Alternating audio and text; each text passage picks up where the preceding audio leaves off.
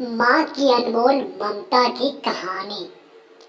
रात के 2 बज रहे थे। फोन की रिंग बजती है। 26 साल का आनंद नींद से जाग बड़ा खुश होकर फोन को रिसीव करता है। खुश इसलिए होता है क्योंकि उसकी नई नई गर्लफ्रेंड बिना टाइम देखे कभी भी उसको फोन कर देती है। फोन की दूसरी तरफ से आवाज आती है, जन्मदिन मुबारक हो बेटा। आज मेरा बेटा पूरे 26 साल का हो गया। मैं बहुत खुश हूँ। माँ की आवाज़ सुनते ही आनंद के चेहरे के एक्सप्रेशन बदल जाते हैं। वो गुस्से में बोलता है, माँ तुझे समझ नहीं आता क्या? इतनी सी बात के लिए मेरी नींद खराब कर दी।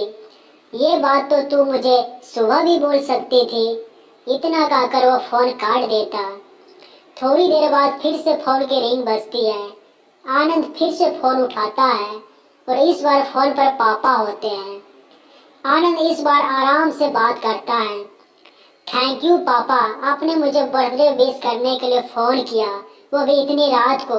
पापा कहते हैं, नहीं बेटा, मैंने तुम्हें मुबारकबाद देने के लिए नहीं बल्कि ये बताने के लिए फ़ोन किया है कि तुम्हारी माँ बिल्कुल पागल है।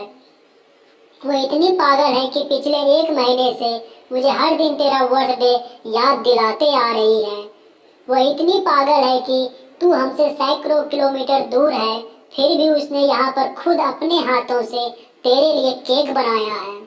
ऊपर से ये जिद कर बैठी है कि जब तक तुझे विश न कर देती तब तक न खुद खाना खाएगी न मुझे खाने देगी।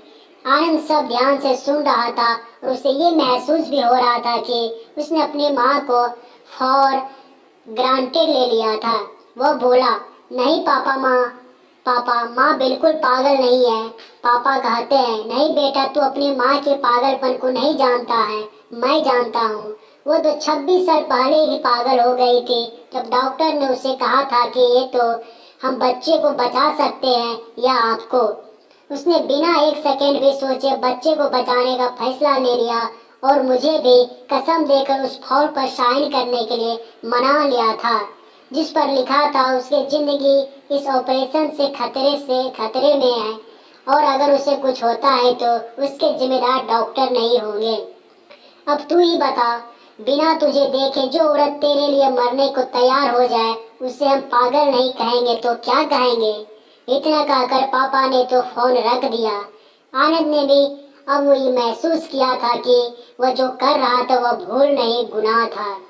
हाँ, एक बार किसी इंसान को दुख हो तो कोई बात नहीं, लेकिन भगवान को दुख देना गुनाह ही होता है और माँ भगवान से कम नहीं होती। पश्चाताप के आंसू उसकी आंखों से बह निकले। सवेरा होते ही आनंद अपने घर की ओर रवाना हो गया, अपने माँ बाप से माफ़ी मांगने के लिए। घर पहुँचते ही उसने पहले माँ से माफ़ी मांगी, जिसने उसे गले से लगा लिया। फिर वो अपने पापा से माफ़ी मांगने लगा। पापा ने कहा, कोई बात नहीं बेटा, जा तू वापस चला जा। तेरी माँ हमेशा कहती थी कि तू उसे बुढ़ापे में संभालेगा, लेकिन मैं उसे समझा दूंगा जैसे आज तक मैं उसे संभालते आया हूँ, वैसे ही आगे मैं भी उसका ख्याल रखूंगा। उसे भी ये समझ लेना चाहिए जो बेटा उसके एक फ़ोन करने से परेशान हो जाए वो उसे उम्र भर क्या संभालेगा। बाप की ऐसी कड़वी बातें सुन आनंद की आंखें बहने लगी। वो सर झुकाए अपने बाप के सामने चुपचाप खड़ा रहा।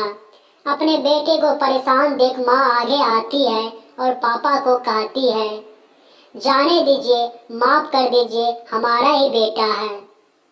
माँ की ममता का मोल न कोई लगा पाया था और न कोई लगा पाएगा।